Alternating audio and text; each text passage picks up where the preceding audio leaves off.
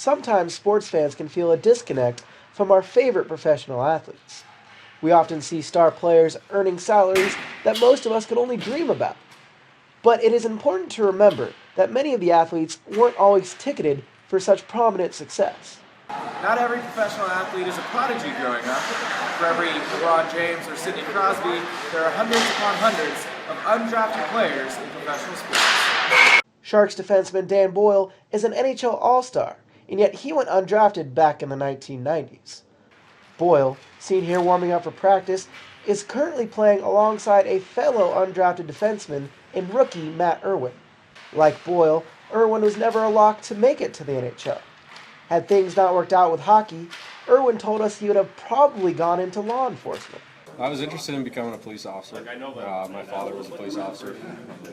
He's retired now, but that was definitely something I was thinking about. Would have I done it? I don't know, but it was definitely interesting. Sharks forward Andrew Desjardins also went undrafted. Of the 5 undrafted players on the Sharks roster, his story might be the most intriguing.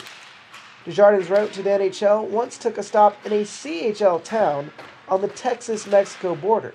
Desjardins says if it wasn't for hockey, he might be working in the mines. Doing what his dad did. I'd probably like where I'm from. It's a mining community and stuff. So I would probably be in the mines as a millwright or some sort of trades electrician or some in that area. So I think that's probably what I would be doing. So while we fans may feel a disconnect at times, it is important to remember most of the athletes are just like you and me, and a lot of them could have just as easily ended up working a 9-to-5 job. Reporting for the Gator Sports Network, I'm Andy Bensch.